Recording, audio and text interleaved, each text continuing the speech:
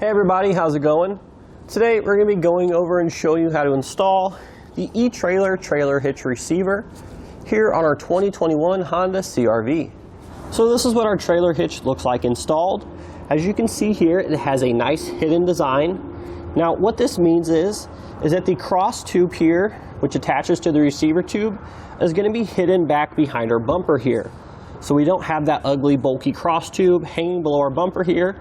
The only thing we're going to be able to see is the actual receiver tube.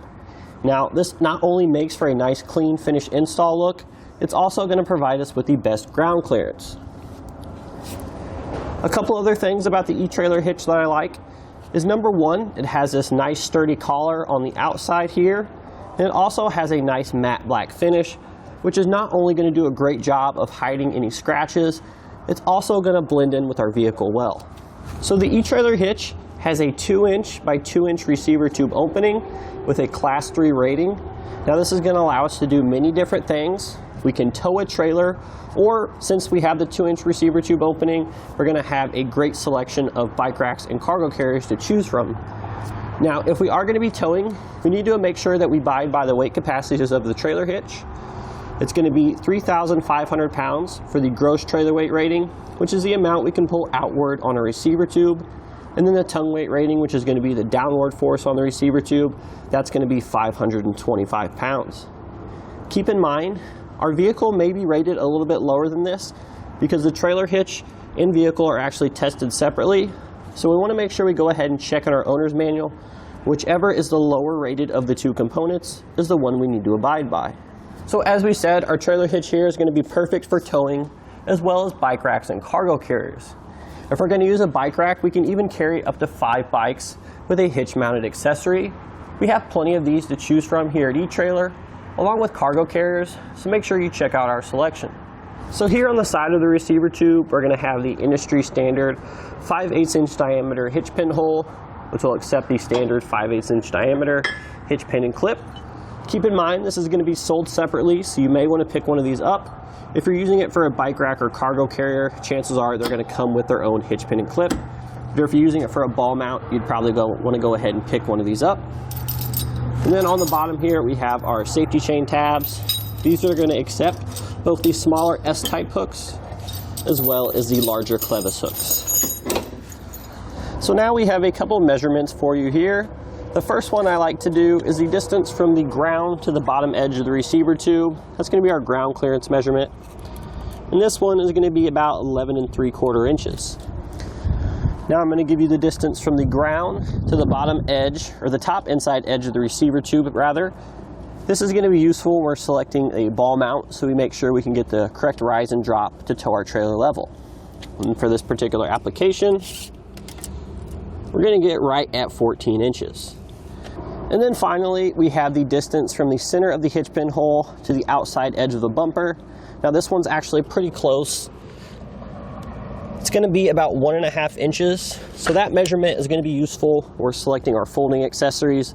That way we can make sure while they're in the stowed position that they don't contact the bumper.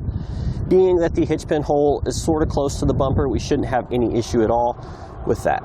So in regards to installation, this is definitely one that you guys can do at home by yourselves. You don't need a lift, although we will be using one just to show you a little bit better what's going on. We don't have to drill into the vehicle at all.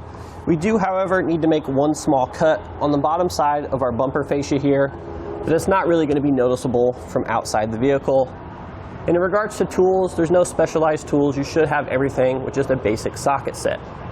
So let's go ahead and jump into that install now so we can show you guys how it's done.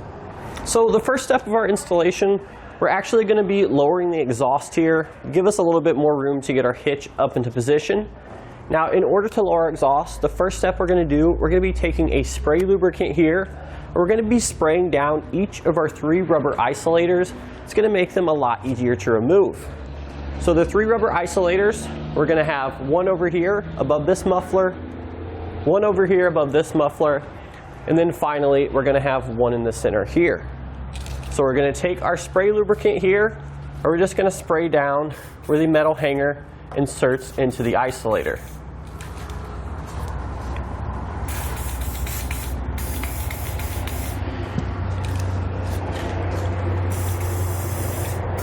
So now the next thing we're going to do, we're going to be supporting our exhaust here, because once we break those isolators free, it's going to fall down. We don't want it to cause any damage.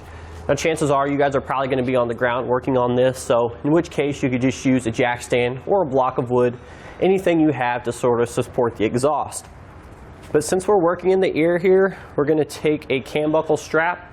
We're going to go ahead and attach it to 2 points here on the bottom of our frame. Pull it tight, and this is what's going to provide the support for our exhaust. So in order to remove our isolators, we're going to have a couple options here as far as the tool goes. We can use a large pry bar like we have here, or we can actually use an exhaust hanger removal tool. Now we'll go ahead and show you both methods, because chances are you probably don't have this one at home, but you will have this one or something similar. So this tool here is obviously going to be designed for this task. It's a little bit easier, but here's how it works anyways.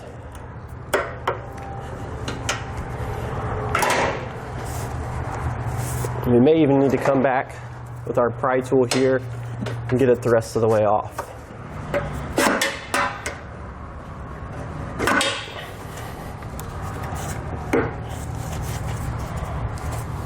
So now we'll show you the pry tool only method.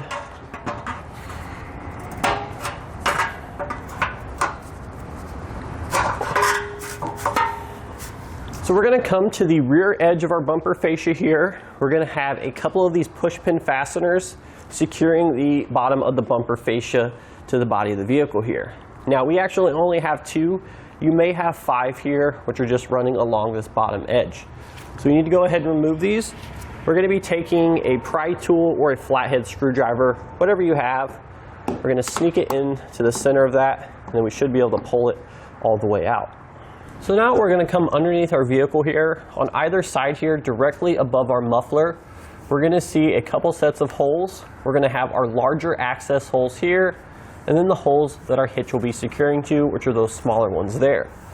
So what we're going to do is, we're going to take the fish wire that comes in our kit here. We're going to take the coiled in, and we're going to place that through one of our hitch holes, and then we're going to feed that out our access hole. Use our finger as a guide there to help get it out, just like so. So once we have our fish wire there through the hole, we'll take our spacer block, place that over, and then we're going to take one of our carriage bolts here and thread that onto our pull wire. So now we'll go ahead and feed our spacer block through the frame first, and then we'll pull in our carriage bolt. We'll line the holes up and just pull everything down like so.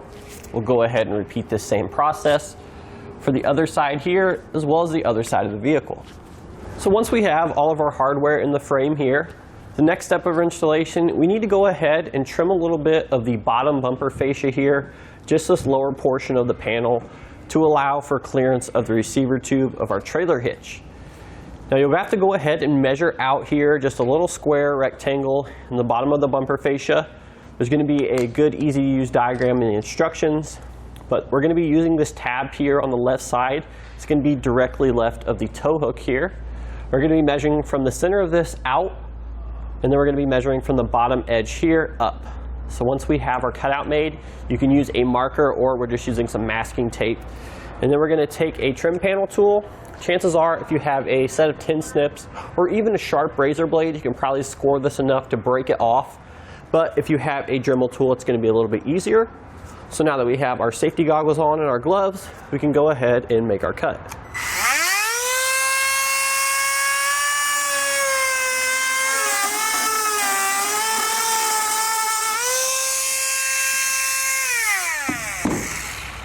So now if you used a Dremel tool like us, chances are you're going to have some rough edges here.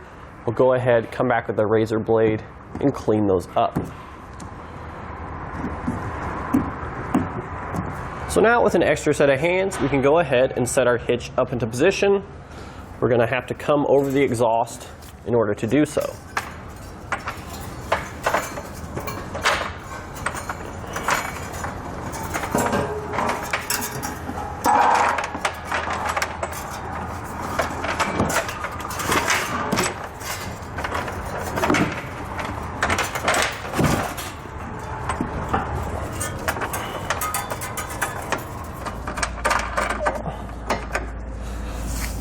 So now we're going to come down here to the bottom of the trailer hitch on the receiver tube. We're going to have this bracket.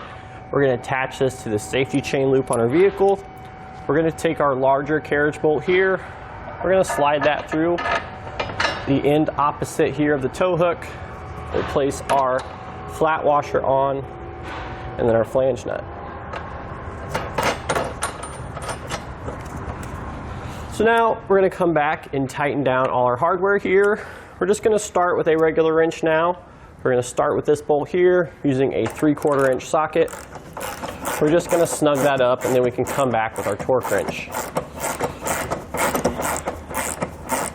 And now we'll take an 11/16 inch socket. We'll go ahead and snug down our 4 bolts inside the frame here.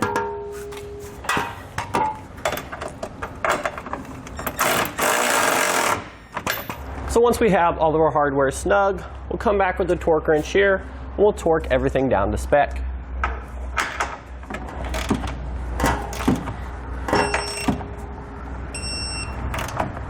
So now we're going to go ahead and re-secure the bottom part of our fascia to the body of the vehicle here.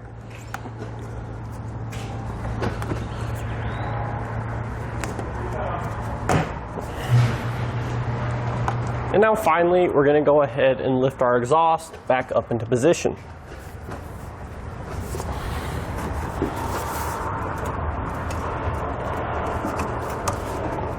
And that'll do it today for our look and installation of the eTrailer trailer hitch receiver here on our 2021 Honda CRV.